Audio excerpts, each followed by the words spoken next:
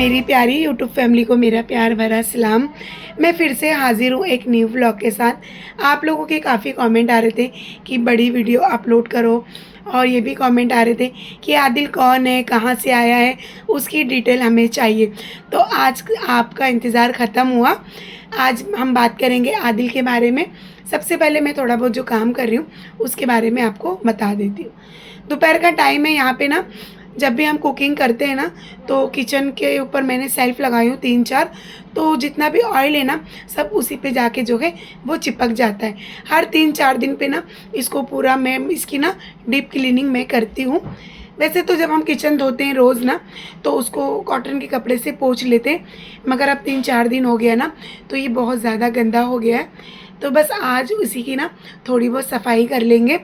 अच्छा, यहाँ पे ना मैं किचन पे चढ़ गई हूँ। मेरी हाइट ना बहुत कम है, मेरा हाथ नहीं पहुँचता है, तो मैं किचन के ऊपर चढ़ गई और मुझे ना बहुत डर लग रहा था। वैसे जब भी आदिल रहता है ना तो वो मेरी हेल्प कर देता है। आदिल बहुत अच्छा है, बहुत अच्छा इंसान है। अल्लाह ने उसका दिल इतना अच्छा बनाया है ना कि मैं आपको क्या ही बताऊँ। अच्छा, यहाँ पे ना मैं सारे कंटेनर उतार ली हूँ नीचे, और जो भी उसमें राशन था ना, दाल, तो मैं उसको खाली कर दी हूँ एक प्लेट में। और सारे कंटेनर ना ग्रीन काथे और सरफ से ना मैं धो लूँगी। इसी तरीके से मैं अपने घर में जो है ना वो सफाई कर लेती हूँ। तो ये ढक्कन वाइट कलर का ना, इसमें इतना मतलब ऑयल लग गया था, इसको छुड़ाना ना बहुत मुश्किल हो रहा था। 2 से 3 बार ना मैं इसको जो है वो धोई हूँ, तब जाके ना ऑयल जो है वो इसका छूटा है। अच्छा, मेरी सफाई ना कभी जो है वो ख़त्म नहीं होती है, और मेरे साथ जो है ना वो आदिल बेचारा है। वो थोड़ी बहुत जहाँ जहाँ मेरा हाथ नहीं पहुँचेगा ना वहाँ आदिल मेरी मदद कर देगा, और वो शूट भी कर रहा है, क्योंकि जब मैं काम कर रही हूँ तो कोई एक जन ना मुझे चाहिए होता है शूट करने के लिए। वैसे मैं जब भी शूट करने का टाइम होता है ना मैं बहुत ज़्यादा परेशान हो जाती हूँ, क्योंकि ना कोई जो है वो रहता नहीं है मेरी हेल्प के लिए। यहाँ पे हमज़ा ना बहुत रो रहा है। क्या हुआ हमज़ा, चुप हो जाओ, दुपट्टा छोड़ो मेरा हमज़ा। हमज़ा ना बहुत परेशान करता है। देखो मेरा दुपट्टा पकड़ के जो है ना वो कैसे खींच रहा है। वो बोल रहा है मम्मा तुम बैठ जाओ। अच्छा, खैर यहाँ पे आप देख सकते हो कितना सारा जो है ना वो निकल गया है, पसारा वही मैं बोल रही हूँ। और उसके बाद मैंने ना किचन की डिप क्लीन कर ली है सरफ से, और यहाँ पे गैस चूल्हा भी जो है ना मैं धो लूँगी। अच्छा चलो अब बात करते हैं आदिल के बारे में, वरना काम के बारे में ही बताते बताते ना सारा ब्लॉग जो है वो ख़त्म हो जाएगा। अच्छा, मैं बता दूँ आदिल मेरा कौन है। आदिल ना मेरे मायके के तरफ से है। आदिल की जो अम्मी है ना, मेरे अब्बा ने उनको बहन माने थे, एकदम सगी बहन के जैसा उनको ना मेरे अब्बू मानते थे। खैर मेरे अब्बू नहीं है, 12 साल हो गए, मेरे अब्बू का इंतकाल हो गया है। तो आदिल की अम्मी को मेरे अब्बू बहुत मानते थे, और आदिल की अम्मी मेरे अब्बू को बहुत मानते थे। आदिल की अम्मी कुछ भी बनाते थे ना तो मेरे अब्बू के लिए लेकर आते थे, और हमारे घर कुछ भी बनता था ना तो हम आदिल के घर देते थे। आदिल की अम्मी की जब शादी हो गई ना तो वो चले गए एंटोफिल में। वो एंटोफिल में अपना संसार बसा लिए, वहीं रहते थे। अच्छा, जब आदिल 9 साल का था ना तो फिर से आदिल की अम्मी आ गए अपनी नानी की, मतलब उनकी अम्मी के पास ही उन्होंने खुद का रूम लिया और वो वहीं रहते थे। तो मैं इतना मतलब आदिल बुआ को तो मैं जानती थी, मगर आदिल बहुत छोटा था। मेरी शादी के बाद फिर मैं बुआ से ना बहुत साल के बाद मिली, नहीं कभी बुआ से मिलना ही नहीं हुआ, यानी कि आदिल की अम्मी से। अच्छा, फिर मेरी बहन एक बार ना आदिल को मेरे घर लेकर आई, तो वो 9-10 साल का था, इतना मुझे याद नहीं है। तो उस टाइम ना मेरे सर में बहुत दर्द हो रहा था और मुझे ना बर्तन धोना था। तो आदिल आके बैठा, बोला अपी तुम मुझे जानती हो? तो मैं बोली हाँ बेटा मैं तुमको जानती हूँ। तो बोल रहा था अपी आपकी तबीयत ख़राब लग रही है। तो मैं बोली हाँ मेरी तबीयत ख़राब है। तो बोलता आप उठो ना अपी मैं बर्तन धोता हूँ। मैं बोली अरे पागल हो तुम, लड़के हो और तुम इतने छोटे हो, तुम बर्तन धोगे? तो उसने ना मेरा हाथ पकड़ के मुझे उठा लिया। उस टाइम पे उसकी ये अदा मुझे इतनी अच्छी लगी ना कि कोई लड़की भी होती तो मुझे ऐसा नहीं बोलती। मुझे उसने उठाया और उसको जैसा भी बर्तन आता था ना वो बेचारा धोया, और बर्तन इतना साफ धोया था ना वो कि मैं आपको क्या ही बताऊँ। और ना मेरी आँख भर आई कि एक इतना छोटा बच्चा जो है वो कैसे बोल रहा है कि अभी तुम उठ जाओ मैं ना बर्तन धो देता हूँ। उसके बाद से ना आदिल को मैं बोली बेटा तुम रोज़ मेरे घर आया करो। तो आदिल उस टाइम पे स्कूल जाता था, तो मतलब हम दोनों में मतलब इतना प्यार हो गया। मैं आदिल को इतना मानती थी, आदिल मुझे मानता था।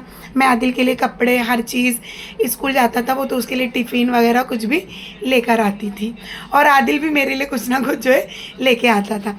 उस टाइम पे ना मेरा शायू जो है वो बहुत छोटा था। आदिल उसकी तेल मालिश, उसको पाउडर, काजल, हगीज़ इतना काम करता था। और ये देख के ना मैं एकदम सोचती रह जाती थी कि इतना सा 10 साल का बच्चा, इसके अंदर कितना टैलेंट है कि ये इतना काम करता है, इसको सारी चीज़ें मतलब आती थी। अच्छा, ये एक गलती क्या करता था ना, स्कूल नहीं जाता था, कभी कभी डांडी मार के मेरे घर आ जाता था तो मैं इसको ना बहुत डांटती थी कि आदिल ये बहुत गलत बात है, पढ़ाई में ध्यान दो वरना मैं तुमसे बात नहीं करूँगी। खैर आदिल नहीं पढ़ पाया और इसका दिमाग ना पढ़ाई में इतना नहीं लगता था। यही सिलसिला चलता रहा और आदिल खा पी के हमारे घर में जो है ना वो बड़ा हो गया। अच्छा, 2 साल पहले ना उसकी अम्मी ने उसको काम पे लगा दिए, क्योंकि अब बड़ा हो रहा था, घर का खर्चा भी उसको जो है वो संभालना था। और उसकी अम्मी सोची कि ये कुछ सीख ले, लेकिन ना उसका मन ही नहीं लगता था काम में। तो रेलवे कंपनी थी और वहाँ पे ना केमिकल से टावल वगैरह कुछ धोते थे। तो सिर्फ 2 साल वो हम लोगों से दूर रहा है। वैसे आना जाना रहता था, कुछ अच्छा बनता था तो मैं उसको बुला लेती थी। मेरी देवरानी जेठानी इसको सब मानते ना, खाना पीना यहीं खा लेता था, अपने घर पे बहुत कम मतलब रहता था वो। उसके बाद ना उसकी तबीयत ख़राब हो गई, वो जो केमिकल का काम था ना उसको नुकसान कर गया, तो उसने ना काम छोड़ दिया और फिर वो हमारे घर आ गया। फिर आना जाना चालू हुआ। हम लोगों का कुछ भी काम रहता था ना वो सुन लेता था, सेलिंग पोंछना या हमारे घर में जो भी काम रहता था, कपड़ा प्रेस में देना, बाज़ार लाना, मतलब बहुत काम हैंडल करता था वो। तो अब हमारे पास ही वो परमानेंट रहता है और माशाल्लाह अच्छा खासा जो है ना हमारे घर से पैसा कमा लेता है वो। तो उसको बाहर काम करने की ज़रूरत नहीं है। मेरे घर से और मेरी जेठानी के घर से, दोनों घर मिला के ना वो 20,000 के आसपास कमा लेता है। मतलब ऊपर का 150 मैं दे देती हूँ और मेरी जेठानी दे देते, और महीने का मेरी जेठानी देते हैं और मैं देती हूँ।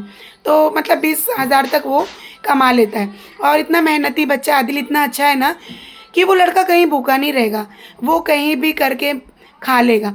वो शर्माता नहीं है मतलब किसी भी काम से कि दाल चावल बना दूँ, लाओ ये चीज़, चाय बना दूँ, या फिर ये कर दूँ या फिर वो कर दूँ।